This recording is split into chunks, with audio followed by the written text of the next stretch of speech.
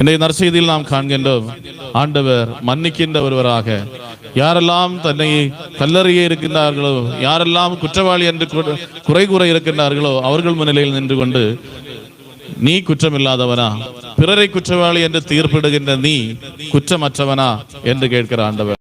நாம பல வேளைகளில் பலரை பார்த்து விரல் சூண்டுகின்றவர்களாக இருக்கின்றோம். நீ தவறு செய்தவன், நீ பாவி, நீ ஆலயத்திற்குள் நுழைய தகுதியற்றவன், நீ திருப்பலி ஒப்புக் கொடுக்க தகுதியற்றவன், நீ பிறருடைய முன்னிலையில் நின்று நல்ல காரியங்கள் பேசுவதற்கு தகுதியற்றவன் என்று பிறரை பார்த்து குறை கூறுகின்ற விரல்களை சூண்டுகின்றவர்களாக இருக்கிற போது ஆண்டவர் திருப்பி நம்மோடு கேட்கின்றார், உனக்கு அந்த தகுதி உண்டா? அதுதான் இன்றைய நாள் பாபினியான பெண்ணை பார்த்து கல்லறிவதற்காக கூடி நிற்கிற மக்களை பார்த்து கேட்கிறார், உங்களில் பாபம் இல்லாதவன் முதலில் இவளை நோக்கி கல்லறியட்டும் என்று சொல்கிற போது நாம் காண்கின்ற முதியவர் தொடங்கி ஒவ்வொருவராக அந்த இடத்திலிருந்து அகன்று போனார்கள் என்று இறுதியாக இயேசு மட்டுமே அங்கே இருந்தார்.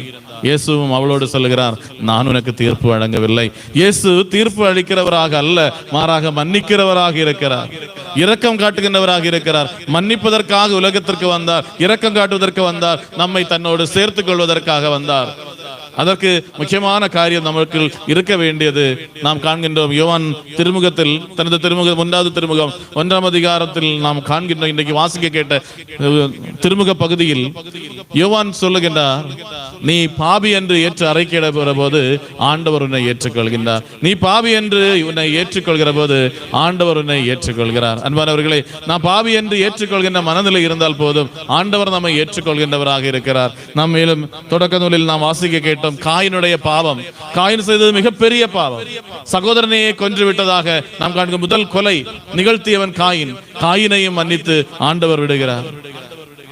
நாம் நமது உயர் பெயரடி சுற்றுமணல் வாசிக்க கேட்டோம், பேரிடர்கள் வாயிலாக அவர் நம்மை பயிற்றுவித்தாலும் அவர் நம்மை கைவிடுவதில்லை. நாம் காயினை ஆண்டவர் தண்டிக்கிற போது சொல்லுகிறார், நீ குருதி சிந்தியதால் இந்த நிலத்தில் அந்த குருதியானது படிந்திருக்கிறதால் இந்த நிலம் உனக்கு பலன் தராது.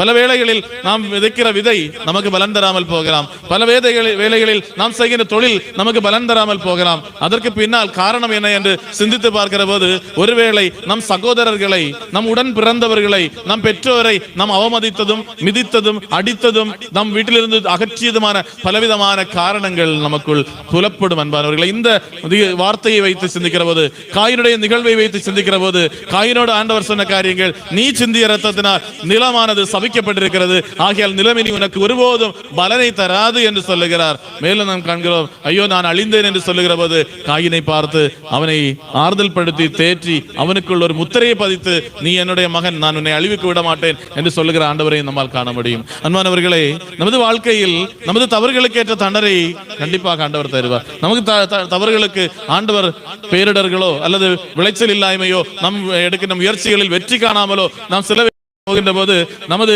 தவறுக்கான ஒரு தண்டனை என்று நாம் ஏற்றுக்கொள்ளலாம். அந்த நேரத்தில் ஆண்டவரை விட்டு அகன்று போவது அல்ல நாம் செய்ய வேண்டியது. நம் 2வது வாசகத்தில் காண்கின்ற சாமுவேல் இறைவாக்கினுடைய புஸ்தகத்திலே தாவீது அரசராக அருள்பொழிவு செய்தவர் ஆண்டவர். ஆனால் சவுலுடைய காலகட்டத்தில் தாவீது அரசர் ஒளிந்து கொண்டே இருக்கிறார். ஒளிந்து வாழ்கின்ற சூழ்நிலை. எப்போது வேண்டுமானாலும் கொலை செய்யப்படலாம். சில நல்ல காரியங்கள் செய்கிற போதும், நன்மையானவனாக நேர்மையானவனாக இருக்கிற போதும் சில வேளைகளில் நாம் ஒளிந்து வாழ வேண்டும். ஆனால் நாம் காண்கின்றோம், தாவீது ஒருபோதுமே கடவுளுக்கு எதிராக திரும்புகின்ற நபர் அல்ல.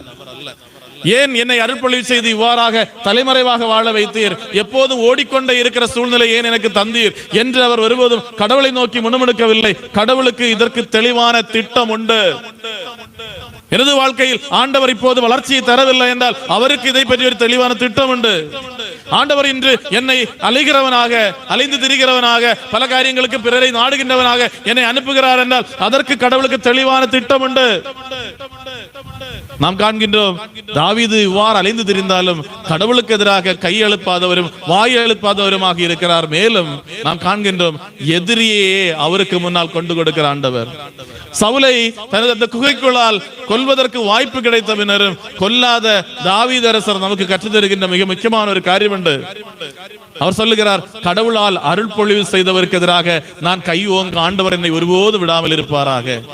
எவ்வளவுதான் சூழ்நிலை மோசமா இருந்தாலும் கடவுளுடைய அருள் பொழிவு செய்யப்பட்டவருக்கு எதிராக நான் கை ஓங்க கூடாது. அன்பானவர்களே, அன்றைய காலகட்டத்தில் அருள் பொழிவு செய்யப்பட்டவர்கள் 3 பேர் உண்டு. அரசர்கள், இறைவாக்குனர்கள், மேலும் குருக்கள். 3 பேர் ஆண்டவரால் அருள்பொழிவு செய்யப்பட்டவர்கள் என்று சொல்லப்படுகிற போது இந்த 3 பேருக்கு எதிராக எந்த ஒரு வார்த்தையோ தேவையில்லாத ஒரு காரியங்களில் கை கடத்தல்களோ ஒருபோதும் நிகழ்த்தாமல் இருப்பதுதான் உகந்தது. அதுதான் தாவீது அரசர் தெளிவாக இருந்தார். நான் கடவுளால் அருள்பொழிவு செய்யப்பட்டவருக்கு எதிராக ஒருபோதும் கை ஓங்க கூடாது. நாம் காண்கின்றோம், சவுலரசர் கொல்லப்படுகின்ற போது அவர் இறந்து விட்டார், அவரை நான் தான் கொண்டேன் என்று சொல்லிக் கொண்டு வருகின்ற நபரை பார்த்து கடவுளால் அருள்பொழிவு செய்தவரை நீ எவ்வாறு கொல்லலாம், அவருக்கு எதிராக வாழ்வங்குவதற்கு நீ ஏன் தயங்கவில்லை, நீ ஏன் வருத்தப்படவில்லை என்று கேட்டு அவனை அந்த நிமிடத்திலேயே கொலை செய்கிற தாவீது அரசர்.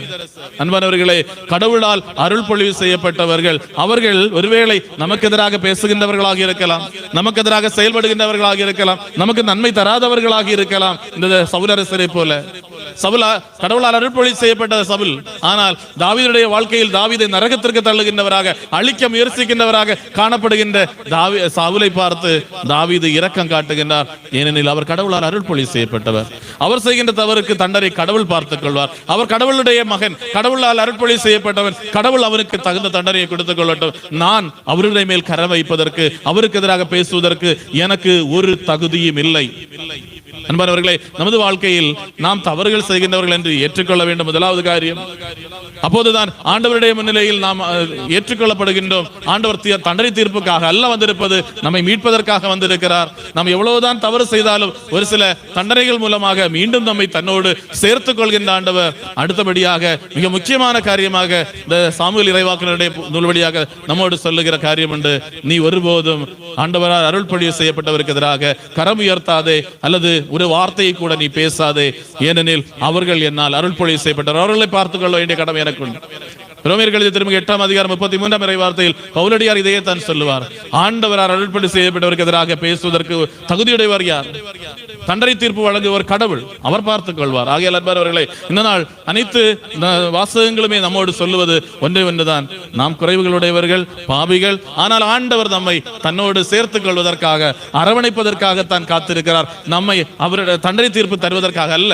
ஆகையால் எத்தகைய சோதனைகளோ, எத்தகைய சூழ்நிலைகளோ, எத்தகைய வேதனையான அனுபவங்களோ எதெல்லாம் வந்தாலும் சில நேரங்களில் இந்த நேரத்தில் நமக்கு ஆசீர்வாதமே இல்லை, தண்டனை தீர்ப்பும் மரணமும் தான் நமக்கு முன்னால் இருக்கிறது என்று தோன்றினாலும் தாவீது அரசரை போல ஆண்டவரை அணைத்துக் கொள்கின்றவர்களாக இருப்போம். காயினை போல ஆண்டவர் தேற்றுவார் நம்மையும் இந்த பாவனியான பெண்ணை போல நான் உனக்கு தீர்ப்பு வழங்கவில்லை, இனிமேல் தவறு செய்யாதே என்று ஆசீர்வதித்து அனுப்புகிற ஆண்டவராக நம் ஆண்டவர் இருக்கிறார். ஆகையால் எல்லா நாட்களிலுமே நாம் ஆண்டவருடைய அருகிலே வந்து, நான் பாவி ஆண்டவரே, ஆனால் உம்மோடு என்னை சேர்த்துக் கொள்ளும் என்று ஜெபித்துக் கொண்டு தொடர்ந்து ஆண்டவருடைய சந்நிதியிலேயே நிலைநிற்கின்றவர்களாக இருப்போம். இறைவன் நம்மை ஆசீர்வதிப்பாராக.